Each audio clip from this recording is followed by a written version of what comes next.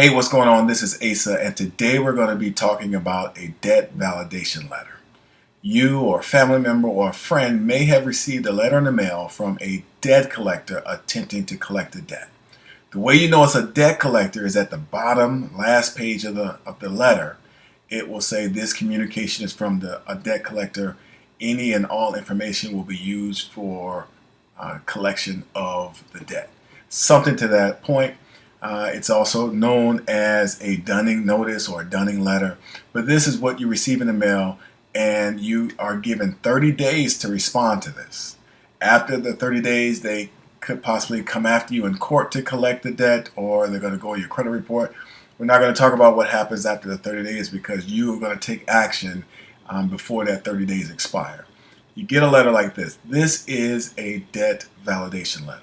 And let's go through it and kind of understand what it does and how it protects you. And the reason why you have to respond, let me first say this. I'm not an attorney. I don't play one on TV. And none of the information that I'm giving you is legal advice. Seek an attorney if you want to get legal advice. This information is just for educational purposes. All right. So this is an example of what I would use to send out to a client's debt collector so that they can validate the debt. All right, your name, your current address, social security number, date of birth there, your the current date, and dear collector, whoever the collector is, I'm requesting that you validate the debt below. And here you give them the you say the name of the creditor and the account and any account information that is on the letter that you can provide. So let's go through this. It said, this letter is not a refusal to pay. However, I would like to advise your company that I am disputing your claim. All right. So you're just letting them know, hey, I'm not saying I'm not going to pay this, but I need you to validate what's going on. All right.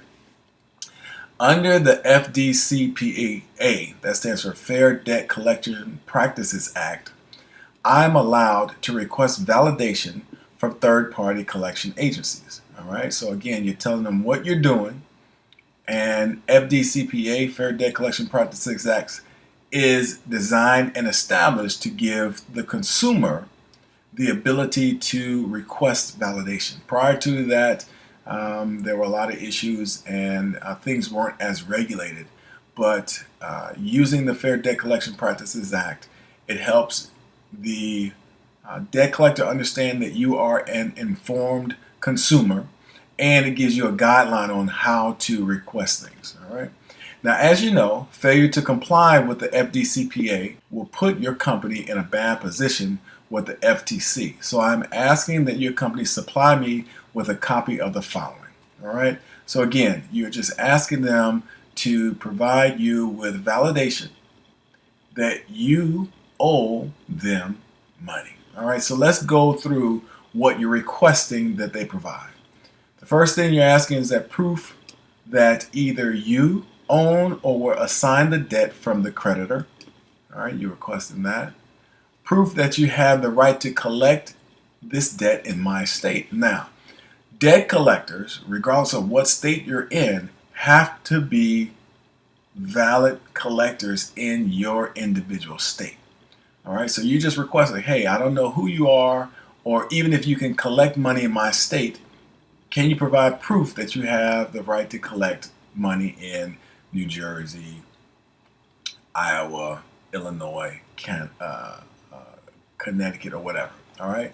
Number 3, you're asking that they provide proof that the company carries a bond, because once again, they have to be licensed and bonded to collect in every state that they're attempting to collect.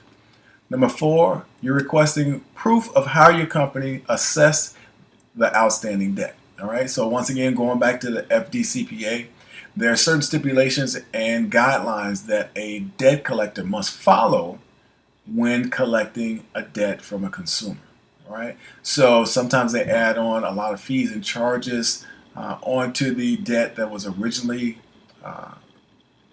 created with the credit card company or whoever the lender was. So now you're asking them to show proof of how they assessed the outstanding debt, because it is illegal for them to collect an amount other than what they can.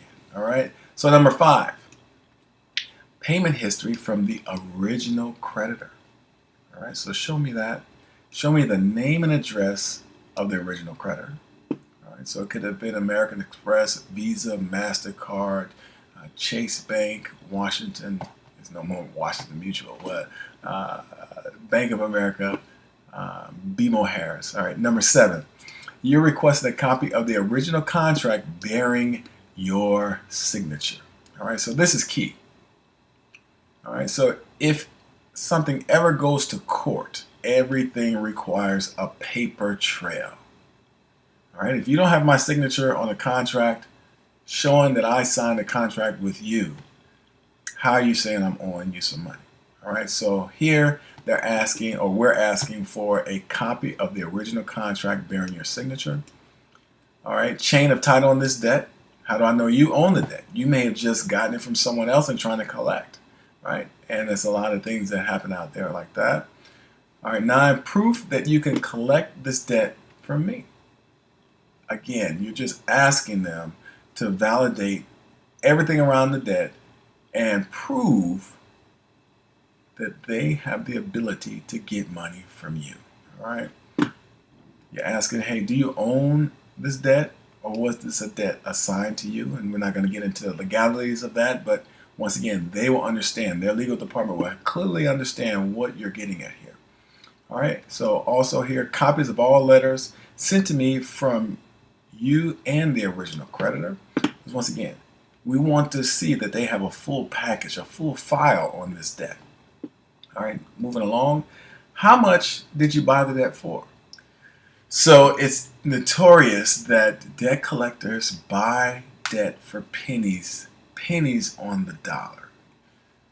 $800 million of debt can be bought for hundreds of thousands of dollars, and it's done on a regular basis. They don't buy individual files. They buy entire tranches, entire big packages of hundreds and thousands of files. All right, so you're asking how much did they pay for it? Then you ask, when was the last date a payment was made on this debt? Once again, just additional information, attempting to get to understand what is their involvement with the file, what fees, interest was tacked onto the debt, and how were the fees determined. All right, so you're asking a lot here. And when a third-party debt collector receives this information, they just may drop the file altogether and move on to lower-hanging fruit. They're in the business of separating money from the consumer. And the consumer, once they're educated like you're getting now, will understand who they owe money to and who they don't owe money to. And I'm just talking very lightly here because you'll be amazed at how the system preys on you, the consumer, not being informed and not being educated. All right. So you continue on in the letter saying, while validating this debt, you must cease, you must stop all collection efforts until you can send me sufficient proof as listed above. If you choose not to send me the proof requested, you must delete the reference account from my credit report. Thank you for your time and your cooperation. All right. So this is the first line of defense that a consumer has when they receive a letter in the mail from a debt collector. Now, you may be catching this video and it may, the 30 days may have already passed. So what? Get it? Mail them this letter. Tailor this message, put your own information on, and get this letter to them, because there's something called silence is consent. And if you do not respond and you do not ask questions within the 30 days, then you consent to owing the debt. And once you get educated, once you have knowledge, once you have information, you will then understand that, hey, you have rights. As a consumer, you have rights, and begin to exercise those rights. So, hey, this is Asa, also known as the Debt Collection Destroyer, and I just want to get you this information because a lot of people come to me after the fact, or a lot of people come to me once they're being sued in court. And even though you're being sued in court, that does not mean you don't have any rights anymore. I love working with clients who are being sued in court because there's so many things that you can do, and I can show you how to stop that court action, and how to stop them from garnishing your wages. All right, so this is Asa once again from the Debt Collection Destroyer, just giving you more information on how to be an informed consumer and to protect your money. Talk to you soon.